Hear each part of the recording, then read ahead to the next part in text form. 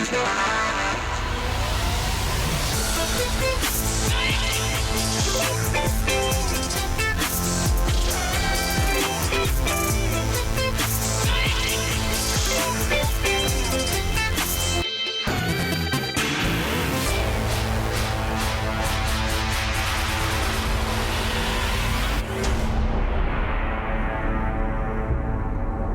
listening to the Career Musician Podcast with creator and host, Nomad.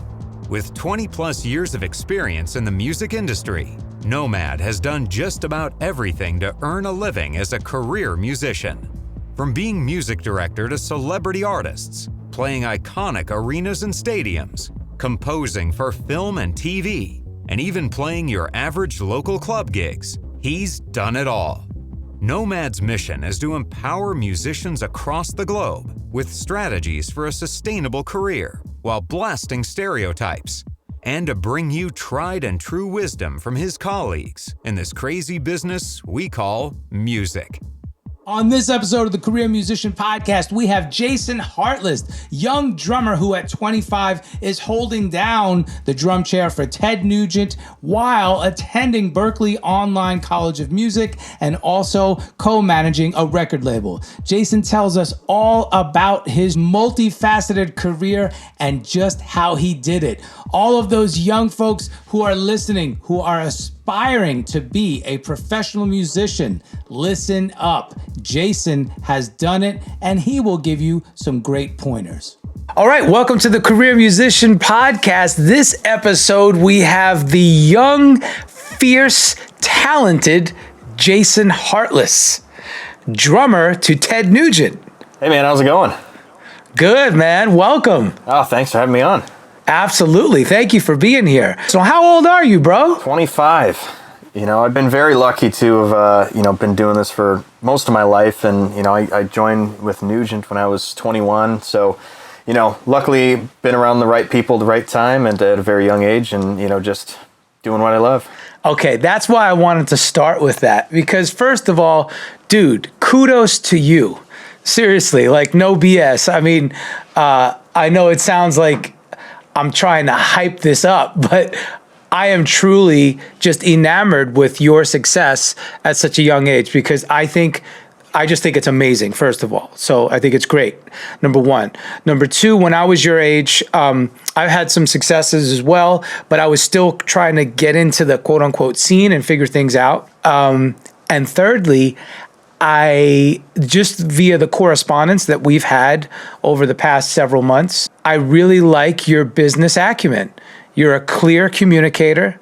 You say what you do. You do what you say you're gonna do. You know what I mean? You follow up in a timely fashion. You're on point. Your website is dope. All your links are working. Everything is on point. So really, that's the purpose of the Career Musician, is to teach the young generations of aspiring professionals how to do this. And you are the maverick for that generation. Oh, thank you. Yeah, I mean, I feel like that's a very, very important part of the industry that doesn't really get noticed too much. It kind of gets overlooked. And, of course, the younger generation, my generation, the millennials and stuff like that, we kind of use the social media and we use the online stuff as our, beta tool to get our, name everywhere as possible. But unfortunately, there's a lot of times lost communication in terms of how they communicate. We're in the world of texting, so people just assume when you text, you're going to use business communication exactly how you text, using LOL and just quick, small little acronyms like that. But again, it's not a professional way of kind of handling yourself. I was very, very lucky that my father was a musician, and he was around in the late 80s and early 90s, and he got his feet wet before, but he was always a business-minded person. So, he was a drummer, but he never really focused on teaching me how to play drums. The biggest thing that he always taught me was the business side of it. And making sure you have a professional, attitude and how you go about communicating with, fellow musicians and potential, clients and artists and producers that you'll work with, which led me to pursue a music business degree from Berklee and graduating actually next month. unfortunately, due to the craziness that's going on in the world, I don't have a commencement ceremony. But I graduate with my bachelor's next month, and then in June I start with my master's at Berklee in music business. That's amazing, dude. Okay, so you touched on a lot of things right there. First of all, the fact that your father focused on teaching you the business acumen aspect of the industry, I think that's amazing, because let's be honest, you can learn how to play drums anywhere now. I mean, any instrument, you can learn how to get really good at your craft by just doing YouTube dives, right?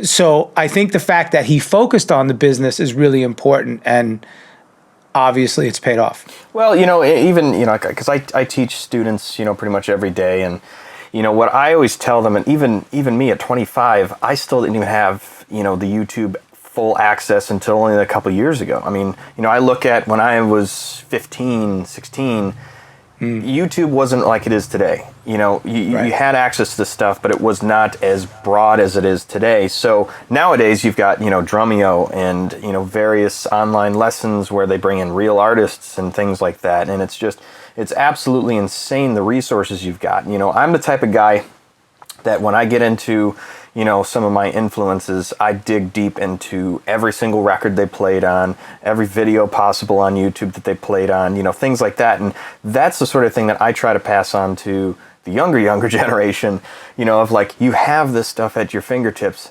use it.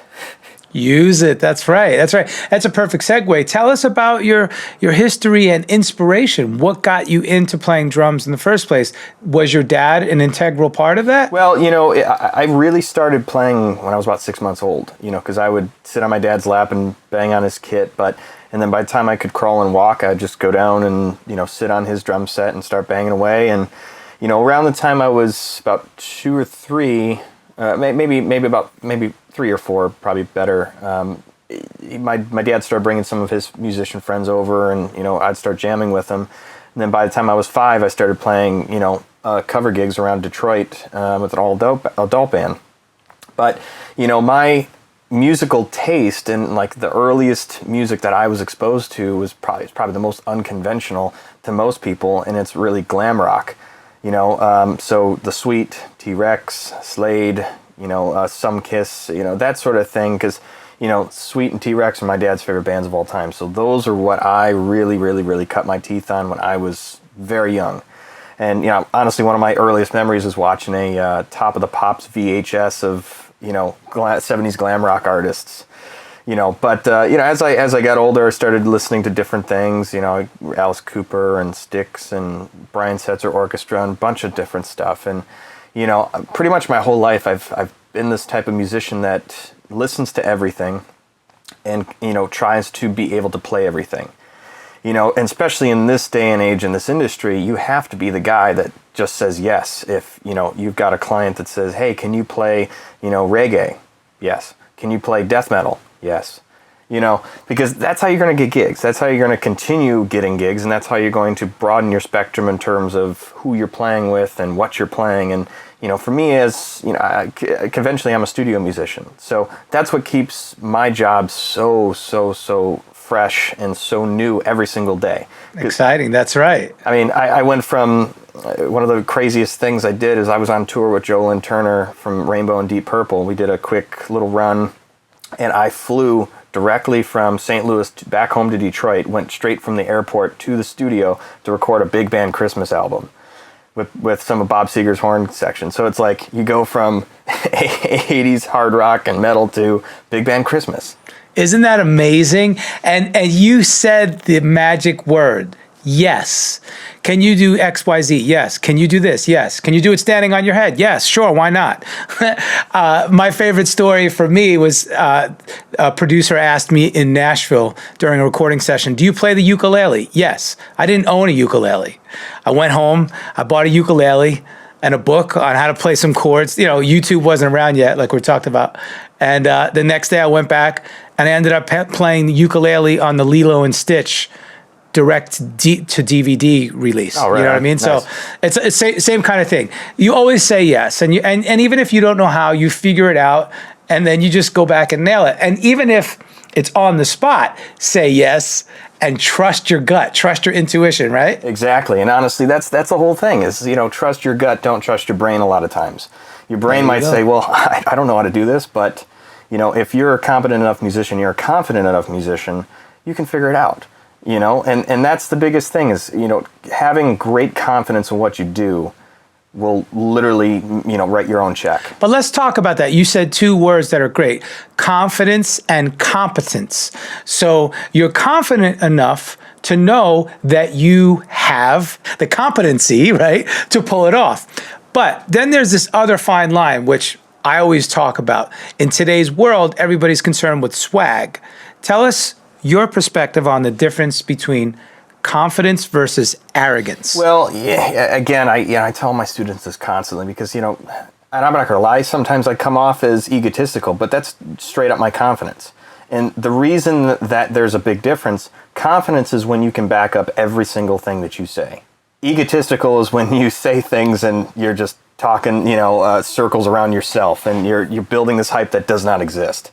So that's right. Or, let's be blunt. You're talking out your ass. Exactly. So having the confidence to say exactly what you can do and back it up 100%, some people might interpret it as egotistical, but really in this industry, you have to be confident in what you do, or else you're gonna sink and fail. That's right. Because if you don't sell it yourself, nobody's going to believe it. Yeah, without a doubt. And especially being in the studio, you're working with guys that you've never met before sometimes, or producers you never met before. So if you come in, boasting about how great you are and this and this and that, and then you get in the live room and you just completely just fail, guess what? You're not getting called back. That's right. And I always say the studio, I'm so glad you brought up being a session musician. The studio is the truest test of your competency. Like, how competent are you at this craft that you're portraying? So you jumped in there. We'll start with that. Let's talk about studio etiquette. I think a lot of, I'll just say young players, but even I'm sure there's players who are not as young who still are kind of understanding what it's like to be a studio musician and what the process is. I know my rules that I've abided by over the years. I cut my teeth in the Nashville studio scene, so I learned really fast how to carry myself and the protocols. But I'd like to hear it from you and what you think about the etiquette. Well, I was very lucky. My first studio session was done when I was 8 years old. And... Well, hold on, pause, elaborate, because that's not something that the average musician does. Well, around my godfather's Richie Scarlett, who was guitar player for Ace Frehley for many years, and when Ace went back to Kiss, he started playing bass for Mountain. And I was a massive Mountain fan, when I was, 5, 6, 7, 8 years old, which is a odd band for a kid that age to be into, but I was super into him, and Corky Laing, the drummer, I was just like, this guy's amazing. So when I started doing those cover gigs, I used to cover some Mountain songs, Nantucket Sleigh Ride, Mississippi Queen, and my dad filmed me and the band playing Nantucket Sleigh Ride one show and sent it to Richie. Richie ended up sending it to Corky, and Corky called my dad up and was like, hey, I want to work with this kid. So between the ages of 8 and 10, Corky, who was living in Toronto at the time, would drive to Detroit, and we'd work on this kind of Jason Hartless solo record, if you will. And that was my, I've never been one that wanted to be a solo musician. I'm a drummer, But this was basically a excuse for Corky to teach me how to be a professional musician and be a studio musician, be a, actual real professional within a studio setting. That makes sense, Absolutely. But here, let me ask you this. At 8, 9, 10 years old, did you have the attention span? Did you have the capacity to... Yeah, I've always been called an old soul, really, my entire life. So I can tell. I was not one that played video games. I'm not one that I would rather play my drums than play in the sandbox or something like that. When I was little. So, of course, even at that age, you're going to have some attention things. But for the most part, having that kind of mindset that I've had my entire life, it really, really helps. But that whole 2 years of on and off doing these sessions was really great, and definitely was the cutting my teeth in a perfect setting. But the moment that I really knew that I wanted to be a studio player was I was 10 years old. My godfather was doing a record, and he was always known for bringing in like Carmine Appice, Bobby Chenard when he was still alive, and Anton Fig used played on a lot of his stuff, and so he would always have all-star musicians on that. So he called my dad, and he's like, I want Jason to play on a track. So me and my dad flew out to New York to Millbrook Recording Studios in upstate, and they positioned it to where Anton Fig was going to cut his 2 tracks the day that I got in, and then the next morning I was going to do my track. Anton did the Letterman show, came up from the city, did his tracks, and I got to sound check his drums and stuff. And, that's awesome. So we're in the control room. Anton's about to cut his tracks. He never heard these songs before, and he's sitting there, writing stuff down as we listen to the song. And he calls me over, and he then shows me how he charts his music. And I seen him. He showed me little details and all this stuff, and then he goes out there and literally perfect takes, and both takes that he did. Perfect. And I right. First take is just as good as the second take. Right. Exactly. Yeah. And as a 10-year-old kid, I was just like, what? Yeah. That kind of information at such a young age, Matt, you cannot put a price tag on that. The fact that somebody like Anton, with all of his years of experience and skill set, showed you how to chart a song, and then, did it right before your eyes. It's amazing. Yeah. It just absolutely blew my mind. And, that was the moment. It's like, that's what I want to do. It's beautiful, man. Beautiful. How do you interact with the producer? First of all, I have 2 questions. How do you interact with the producer? Let's talk about that. Well, again, I'm the type of guy that when I'm in there, I'm listening to who's ever hired me to play on the track. If they want constructive criticism, of course I'll give them my opinion. But really, at the end of the day, I want to make sure that the producer and the artist is happy. I love working with drummer producers because we of course speak the same language. Like I work out of Pearl Sound Studios up here in Detroit, legendary place, and the owner and producer Chuck Alkazian is a drummer. So like when we're tracking stuff, it's like mental kind of communication, and it's so crazy. Like we've done entire albums that we never even listened to in like an hour and a half. It's just doing crazy stuff like that. But working with other producers. I try to, every session, go in and try to get the vibe of what they want. If I came in, because honestly, I hate listening to tracks before a session. I'm the same way. Because you never know, unless a producer gives you a long list of notes, you never ever know what exactly they want. And a lot of times when I'm tracking to, a scratch acoustic guitar and a vocal, or sometimes just a acoustic guitar or something like that. So, you never know exactly what their overall pitcher's thinking is, So I try to communicate as much as possible on every single front, and even as deep as, what type of fill do you want here? Do you want a crazy fill? Do you want a super simple fill? Things like that, and making sure that what I'm playing, it fits the song perfectly. That's right. All right. Second part of this question: how do you interact with the other musicians on the session if you're tracking with a live band? It sucks because it doesn't happen as much anymore here, especially here in Detroit. Everywhere, honestly, even here in LA. Yeah. I feel it's because I'm a guy that all of my favorite drummers are studio drummers from the 70s and 80s. So these guys are at the peak of actually real studio players making a living. Luckily I stay very busy up here in Detroit, but a lot of the stuff that I do is there's a scratch guitar and vocal already cut. I never see the artist sometimes. I never see the same musicians, but on the rare case that I do track with live musicians, it's so much better. Especially if you've played with those musicians before, because you've got this camaraderie that, just only exists in that situation. You're going to play something different when you're playing with a live musician versus just playing to a scratch track.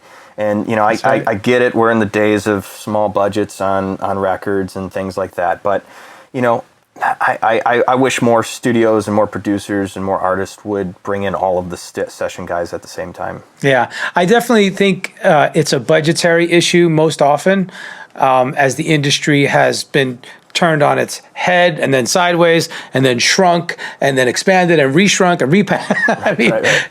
You know, the industry has been through so much, especially now, even with the pandemic. But I do think eventually we're going to get back to some more live interaction in the studio in the future. It seems like things are shifting that way. Wouldn't you kind of agree about that? Right. Yeah. I mean, I think, you know, Nashville never really lost that. You know, right. There's, of course, certain cases where it's, you know, does exist and doesn't exist. But, you know, I think what really killed it was the capability of everybody recording at their house.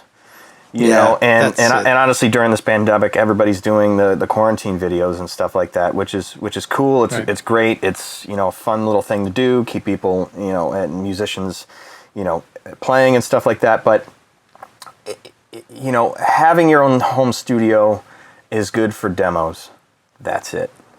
You know, unless you, I love it, man. Unless you have a real studio in your house, you know, recording stuff on your laptop with a cheap interface.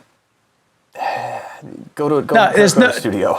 Yeah, there's no comparison, especially when you're talking about drums. So what I do here in my project studio, I farm out my live drums, right? So if I need some live drums, I send them to a buddy who has a live drum studio with all of the proper mics and the proper preamps and compressors, right? And that truly does make a difference when you're tracking live drums. Oftentimes, I think now, especially in modern pop music, it's in the box, as we call it. So all of the drums are coming from sound modules, you know, plugins and whatnot. But what I love about you is that you are a die-hard real drummer. So, well, you know, I do agree with that. The thing is, and I've had this conversation with a lot of, you know, colleagues that have been around for a very long time and recorded in $1 million studios, and right.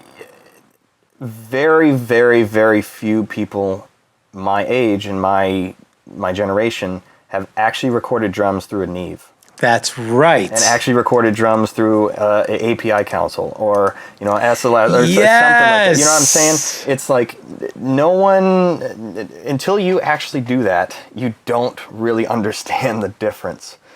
You know, I've working on these quarantine videos, I got a really crappy, cheap setup of stuff at my house, meaning, you know, I just got a 8-channel interface and a couple good microphones just for this situation. But I would never send out stuff for a real record tracking like that because you're not getting the same sonic qualities out of it. Absolutely. And I do agree. It's funny, I'm producing a track now for an artist, and I reached out to my buddy who's an amazing mix engineer. So I agree that collaboration is really where the magic happens. You know, my buddy Tony Shepard, who's mixing this track for me, he's been mixing for 30 years. I've been playing guitar for 30 years and producing for 15. So we each have our little areas of expertise, and when you bring it together, that's when the true magic happens. Absolutely. You know, I'm very lucky that, you know, I have a studio like Pearl Sound, you know, with a freaking 2,500 square foot live drum room. And, you know, so that anytime I've got remote sessions, I literally just go over there and split whatever I'm making with, you know, the producer. You know, that's right. Because it's like having that at my doorstep versus just getting an okay sounding drum track at my house. Huge difference, and it makes at the end of the day, it makes me sound and look a lot better too. Oh man, and it goes miles beyond what the alternative is. I mean, when you hear that song now and you hear those drums through those compressors and consoles, oh my goodness, it's so amazing. I love that. So you really do have a great handle on being a studio musician at such a young age. That is a wonderful thing. I know, I can tell that you don't take it for granted, that, you know, you're aware of what that is. I do wish more young people had those opportunities. And like I said, I think that we're going to start to see more of that come around in the future. But it is difficult right now for the big studios to stay open. All right, shifting gears. you just said it yourself. You were on tour with, who were you on tour with? And you flew home to do a big band session and you went back? Well, I mean, that was with Lynn Turner, but my Lynn Turner, right. My main gig is with Ted Nugent. Right. But I love that, how you were out on tour with Lynn Turner doing a one-off, as we call it, right? Yep. You fly home, you do a big band session. So now you're getting both ends of the spectrum. And I know a lot of career musicians listening to this podcast can identify with that. I know myself, I've done that so many times and I love it. It always makes you feel like, let's be honest, it makes you feel like a rock star when you do that. You're like, yeah, Right. I'm so in demand. I'm doing the tour and I'm doing the studio and I'm running back and forth to do both. And like you said, our heroes from back in the day, 70s, 80s, and 90s, they did that on a regular basis, Like I said, shifting gears, going to tour now. Let's talk about your touring essentials and the touring protocols for you. I think you said you started with Ted Nugent at 21. Yep. Is that right? Yep. So that was 4 years ago. Let's talk about that. Yeah, I mean, my first tour was when I was 12, and that's really when I started, doing a lot of stuff regionally, and then it just kept blossoming. And then okay, so tell us, but again, slow down. I want to hear more about that. Again, this is not the average musician. The average musician doesn't go on tour at 12. So talk about that before you go on.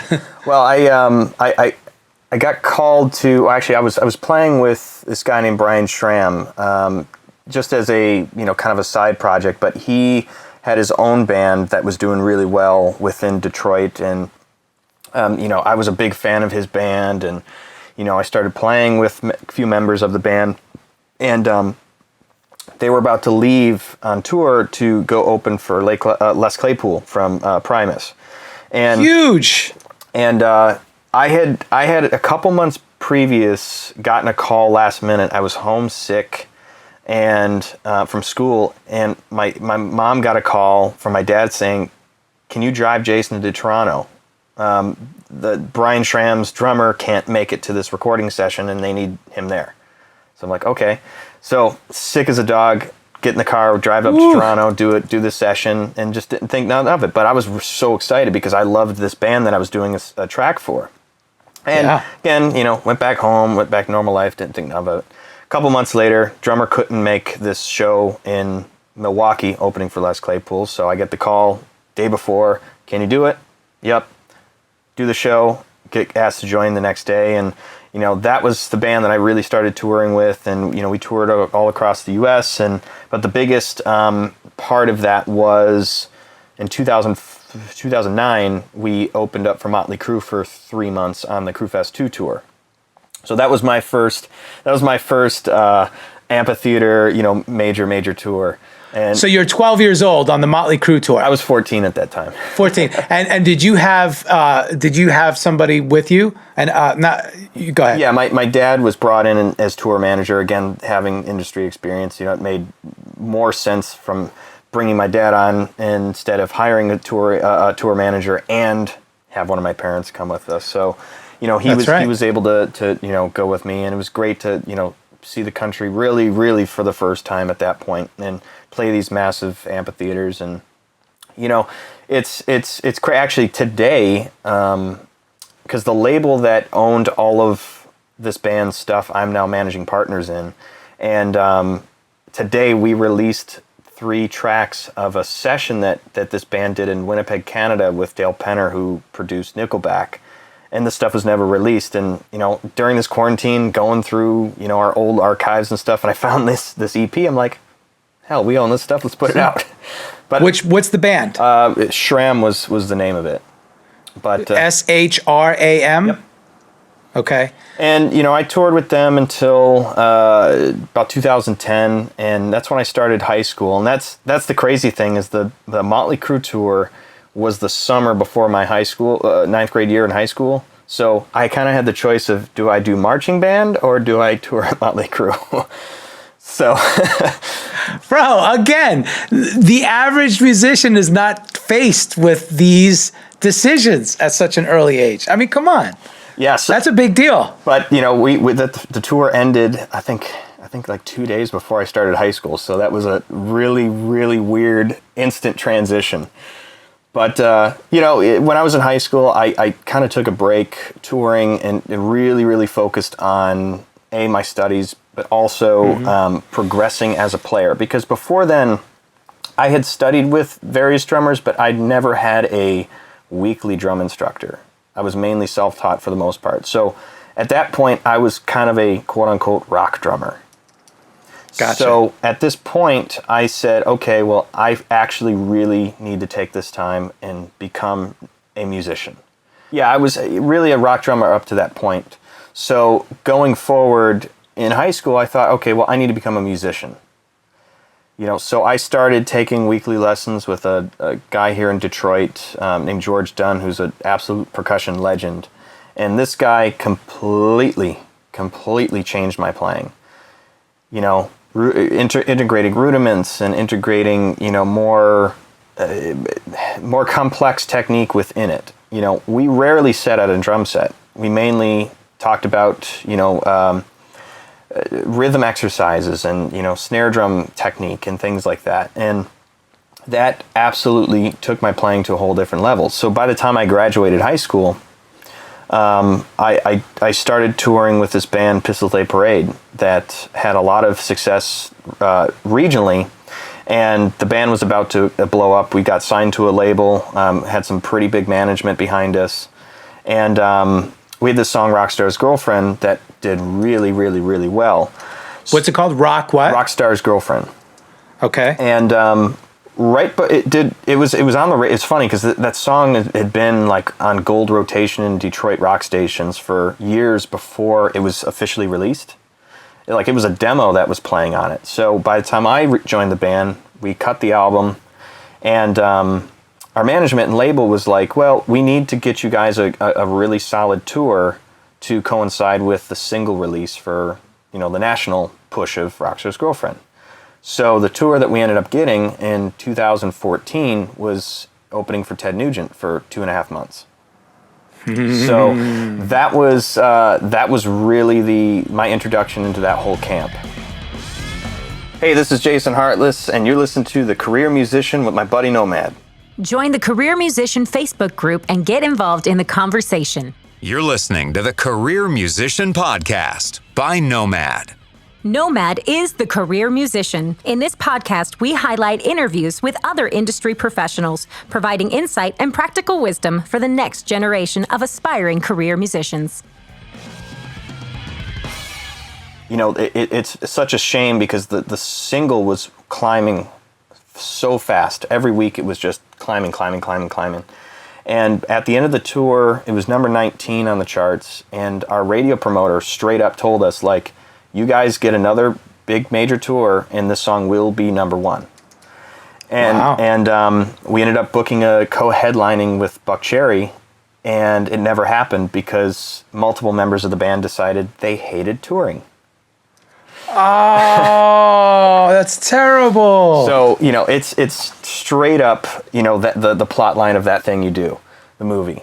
Right. So, unfortunately that exploded, and but fortunate for me, I stayed in contact with the management and various people in the Nugent camp, and after that tour, Ted decided to change up his lineup a little bit, and I was sending some emails to some people in the industry, just like, hey, I'm available, next summer for some touring. Let me know if you hear anything.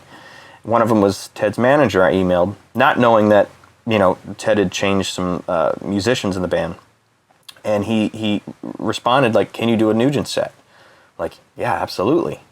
So I got a call from Ted 2 days later, and we talked about Detroit music. We talked about what he wants in a drummer and all this stuff, and I flew down to Waco, Texas, and jammed with Ted and our bass player, Greg Smith, and here I am in my 5th year of playing with Ted. Wow, that truly is the best success story in music as a career musician. I mean, literally, bro, we could stop the podcast there and be like, bam, done. Okay, everybody. Now go study. Right. Listen to what Jason said and do the same thing. All right, let's unpack this because I'm taking notes here. And you said some fantastic things.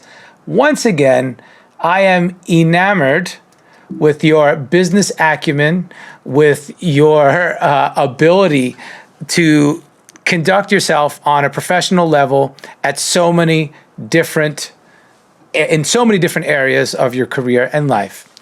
Number one, kudos to your parents because they did a great job. So tell them that I said so, please. I'm a father as well. My daughter is 12, so it truly is a beautiful thing to see your children excel. But let's unpack this whole story. Starting with high school, first of all, I love the fact that you self-identified as a rock drummer. You had such a self-awareness and you said, you know what? This is great. I'm a rock drummer and I love that. That's fantastic. But I want to dig deeper. Now, I did the same thing when I was probably 14. I had that same epiphany. This is cool. I could play all kinds of cool rock stuff. Eddie Van Halen was my hero, So this is great. But then now I want to dig deeper. So then I started seeking lessons with teachers who I knew around me were more, experienced and had all these things to teach me. Got into classical music, got into jazz, got into fusion, just like you, and talking about the rudiments and the theory. That is so important. I think there's two schools of thought. Nowadays, I see on YouTube all the time, there's the teachers that are just theory. And then there's the teachers that are just feel it, just intuition. And it almost seems like a bipolar, separation. It's like, no, guys, let's try to find the balance in the middle. It sounds like that's what you did. Absolutely, 100%. And it's kind of funny. What gave me my epiphany was I did not make ninth grade jazz band. Ooh, do tell. Let's hear it. Because I could not read music. And it really shocked me because I was like, I just got off the road opening for Mötley Crüe, but I can't make freshman high school jazz band. Okay, let's talk about some real shit, people. That's some real rock star stuff. You say, okay, look, yeah, I'm a rock star, dude. What do you mean? I just got off tour at Mötley Crüe for 2.5 months. What? And then you're like, okay, so this is fantastic. Well, please continue. Sorry. Well, it's like I always have been a guy that's learned by ear. So when I had that epiphany, I knew that I had to focus on reading music. I had to focus on the technique and that sort of thing. And I found that it was so much easier to learn how to read and understand the theory behind it because I could physically do it. I already can physically play all this stuff. So now it's just literally looking at a paper and lining up, okay, well, X, Y, and Z is this. So it made it so much easier to do that. But, for me as a teacher, I teach that hybrid because you have to, especially as a drummer.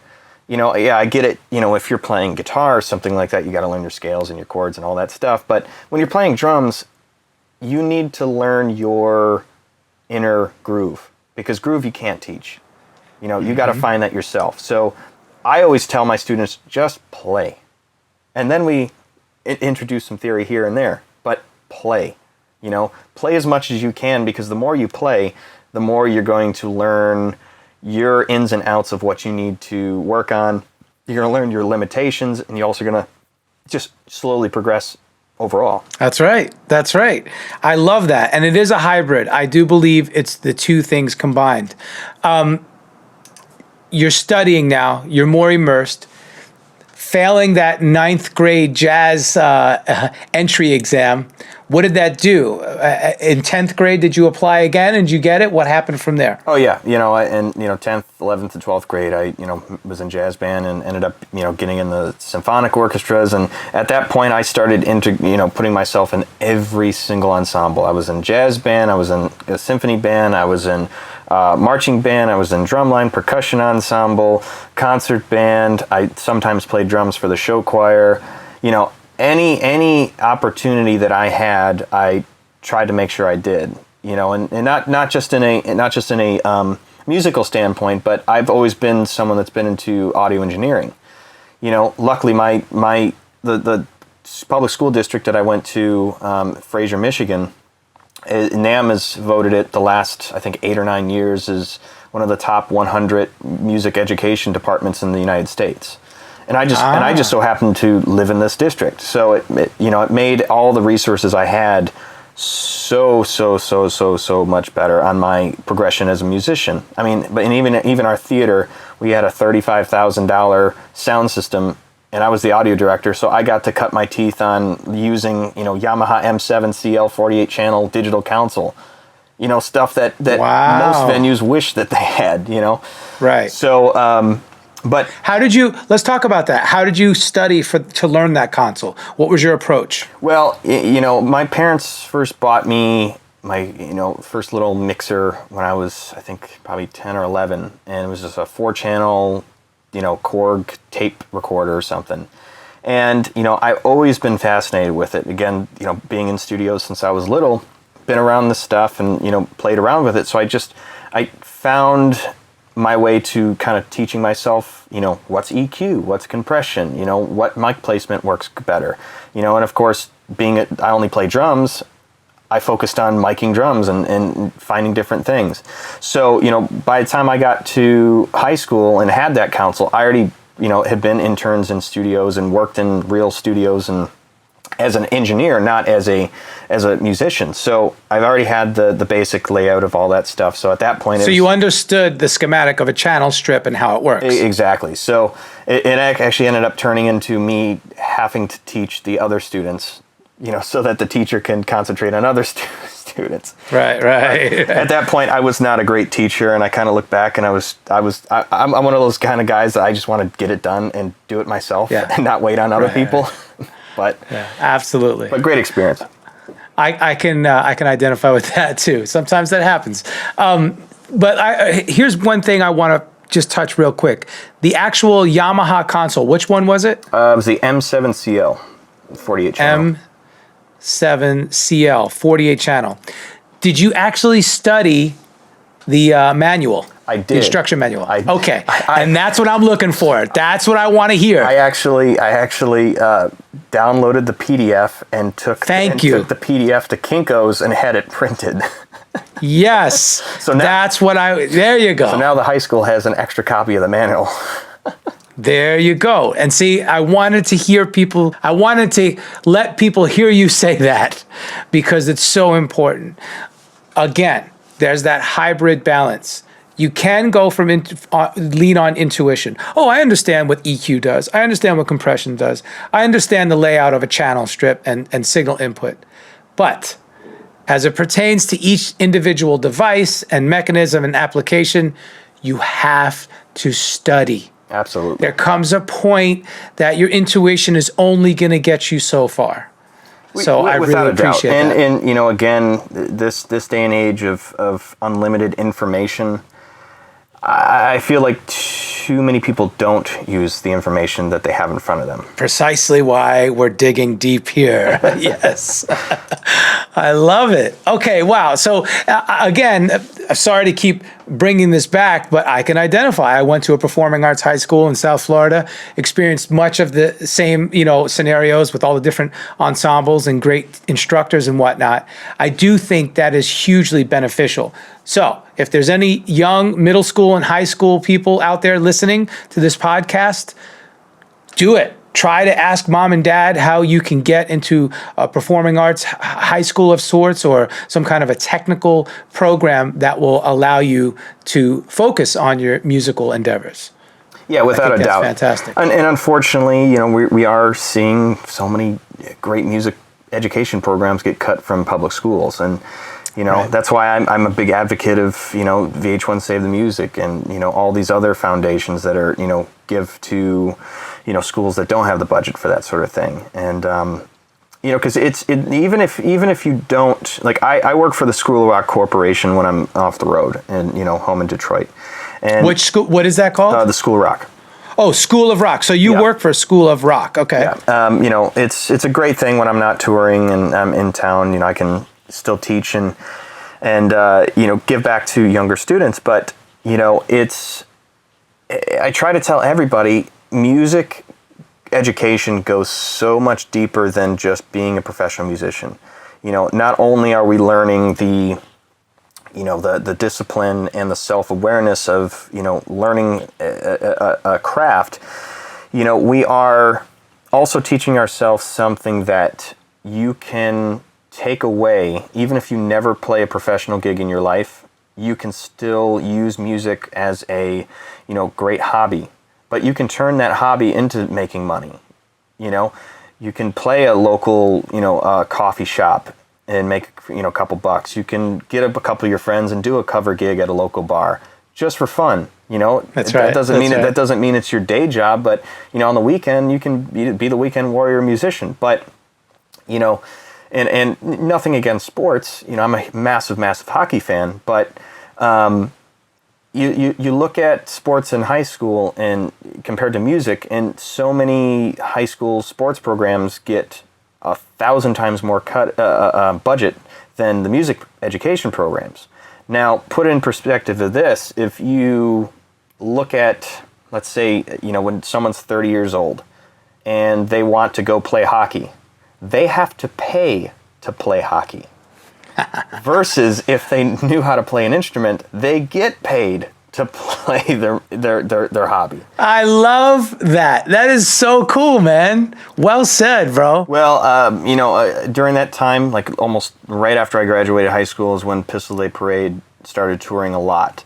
So I kind of was like, I'm in this band that's getting a lot of clout. We got major money behind us, major management behind us. Let's just see what happens.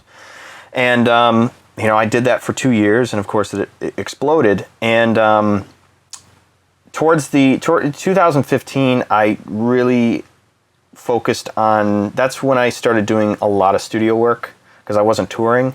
So I was home, so I was in the studio almost every day.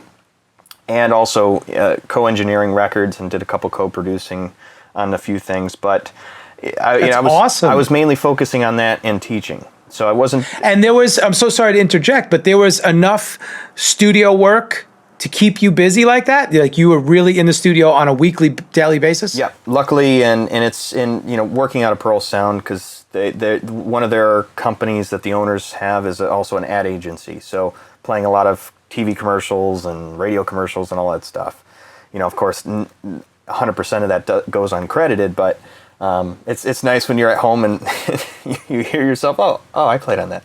But I played that. Right, and Detroit is a mecca for a lot of agency music like that. Absolutely. And ad agency music. Like I played on a few Chevy commercials and stuff like that. So of course, being the awesome. big three here, is car commercials are huge. But that's right. So towards the end of 2015, I was trying to figure out, okay, well, what's my next step? And it had been a dream of mine to go to Berklee since I was very young. And in 2012, Berklee sent me there in the summer. I was still in high school, but they sent me there for their percussion thing for like a week and a half on a full scholarship. So, I got my first taste of being on campus, learning from the great instructors there. But I never was somebody that was like, I'm going to go to college for performance. No offense to anybody that went to college, for music performance, but personally, I don't find it the best thing for me.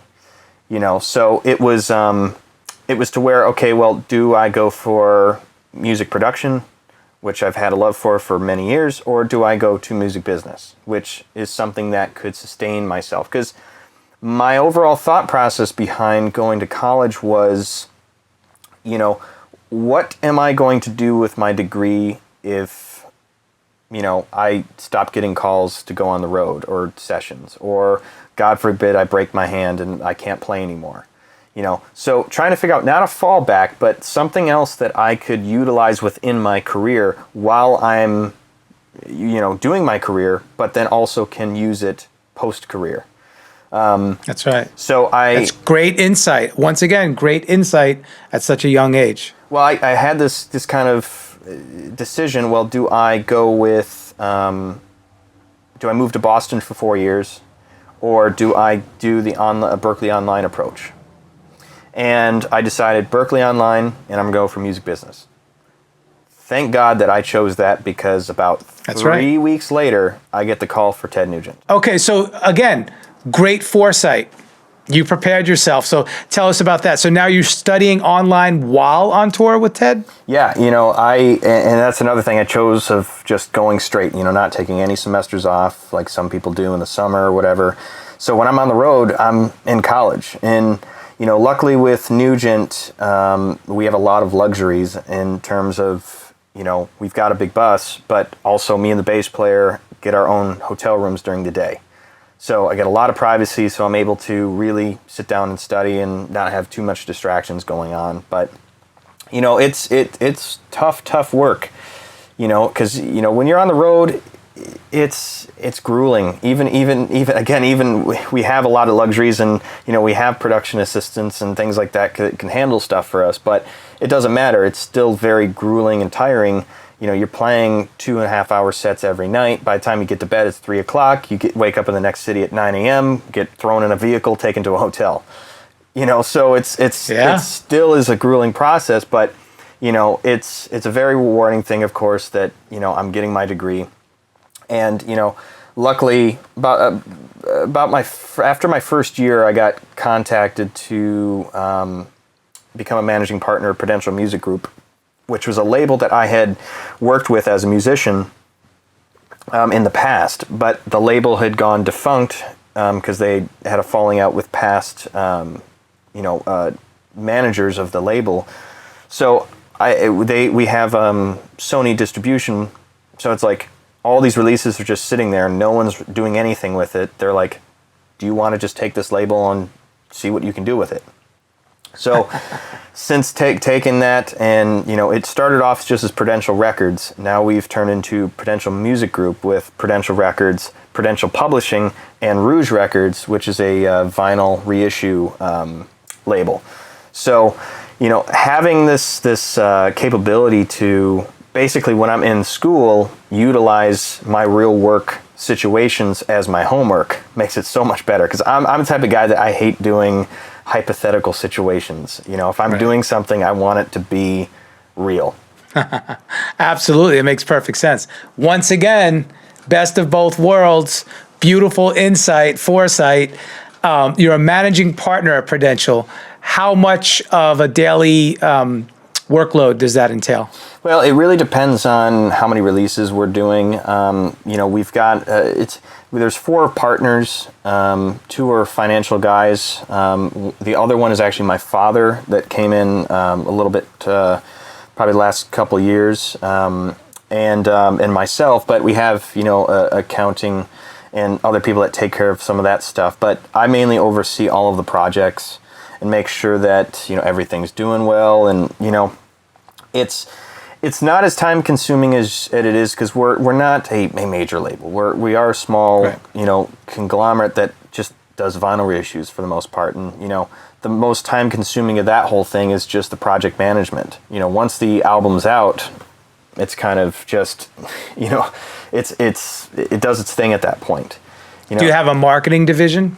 No, we do everything in-house, you know, because, you know, luckily with the Sony distribution, you know, they handle all of the smart. There you go. They handle all the supply chain stuff. They handle, you know, all the big box stores and the mom and pop stores and Amazon, all that stuff. So only thing we do in-house for marketing wise is just social media stuff.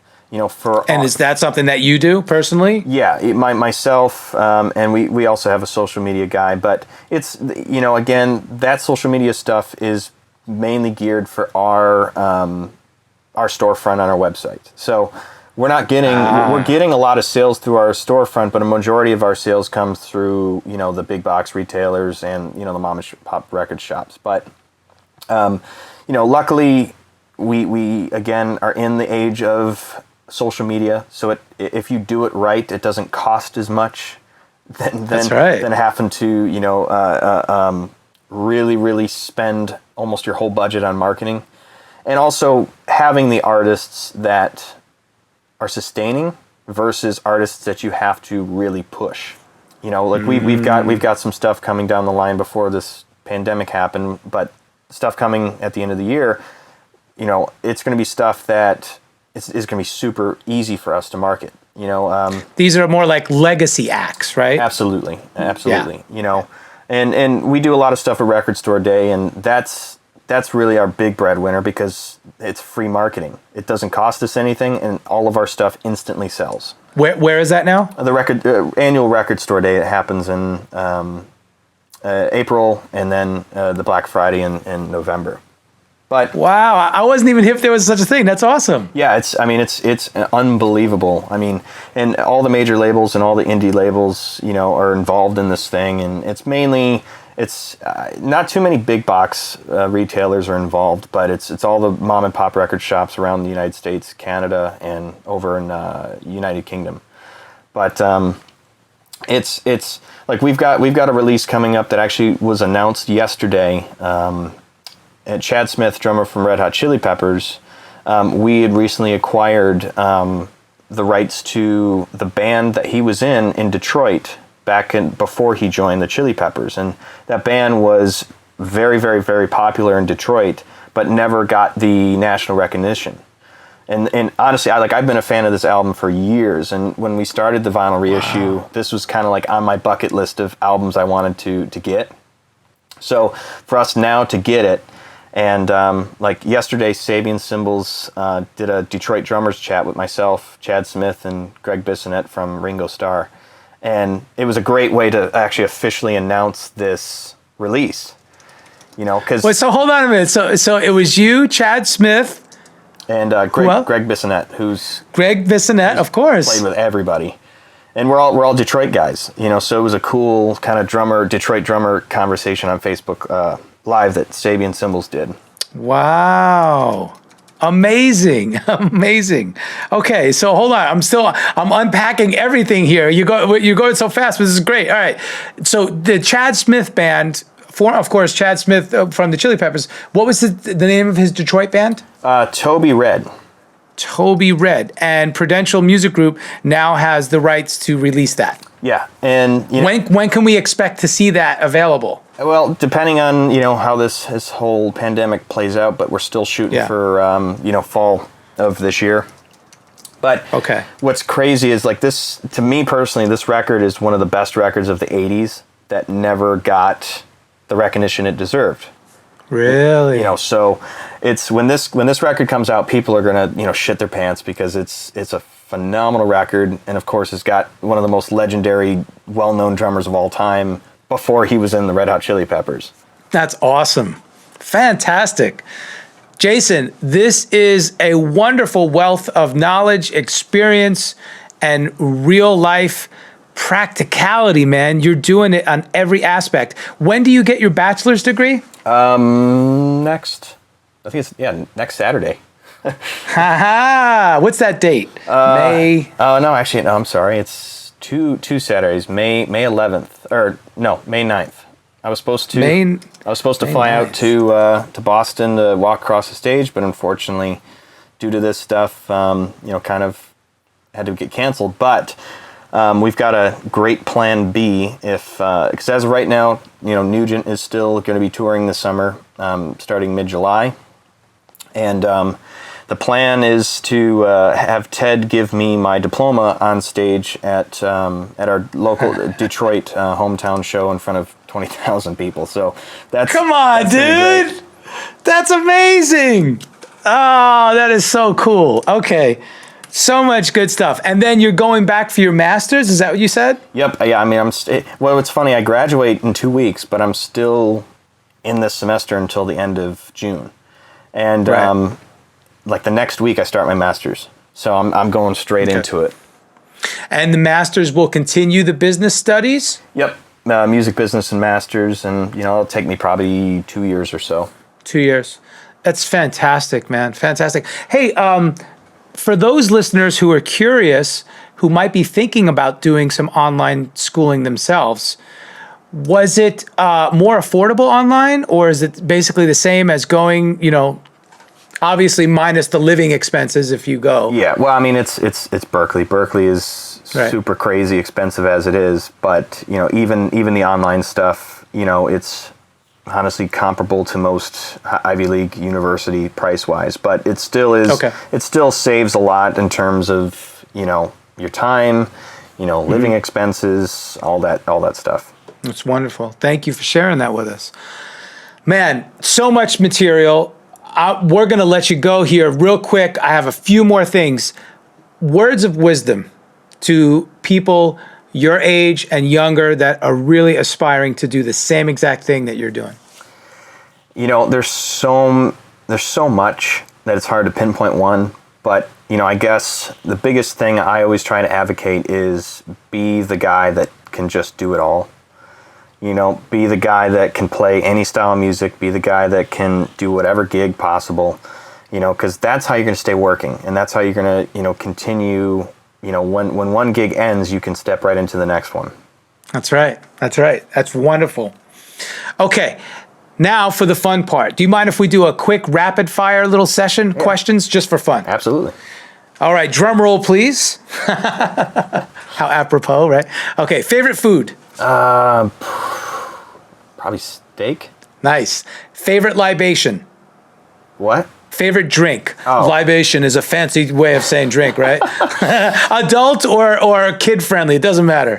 You know, I'm a big pop guy, so, you know, I love A&W root beer. Nice, that's old school. I like it. I already know your favorite sport, hockey. So who is your favorite hockey team aside from the Red Wings? Toronto Maple Leafs. Oh, wow. Yep. Easy, okay. Yeah, my in-ears, one ear is a Red Wings logo, the other ear is Toronto Maple Leafs. That's awesome.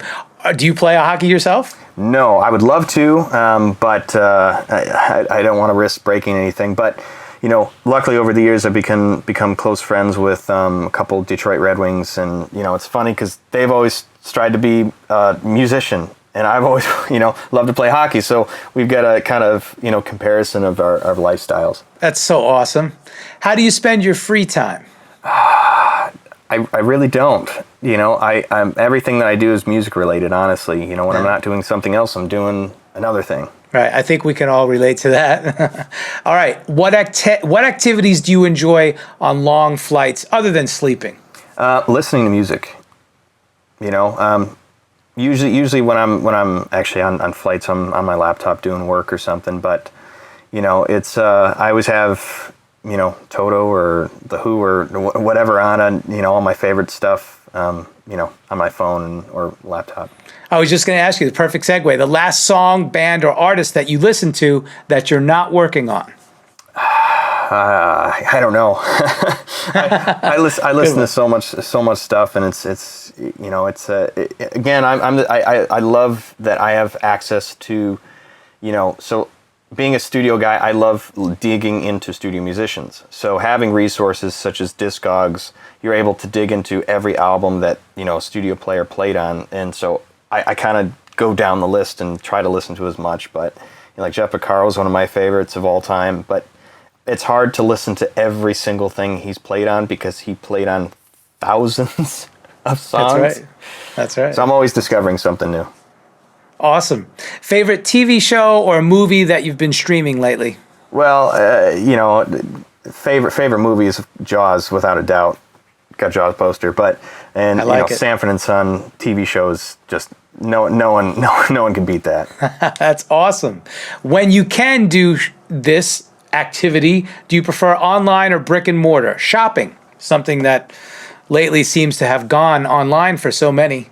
It depends. You know, I luckily Detroit's got a lot of great record shops, so I prefer to go into a record shop and you know, and physically find something versus if I need something just that's really non-essential, that it's quick and easy, I'll use Amazon Prime. But it sucks to see the big box brick and mortar places actually going away and online stuff resurfacing, which is, it's easy, it's quick, yes, but you know, not always the best once everything's gone.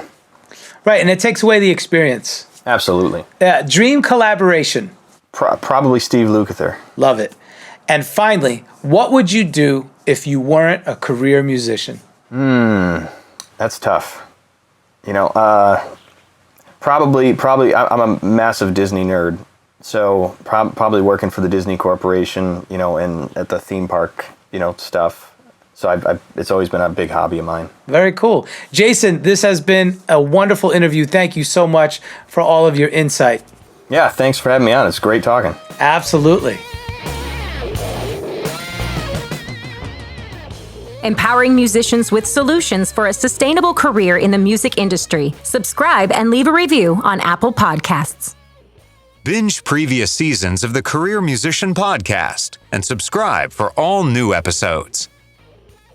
Subscribe to the brand new Career Musician YouTube channel, now streaming all of the Career Musician Podcast episodes.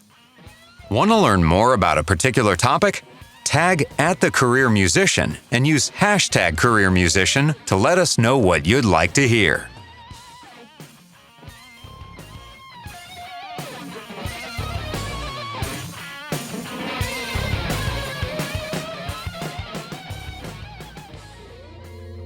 I'm just a nomad, nowhere man, writing the songs in this one-man band. A nomad, yeah, I'm a nomad,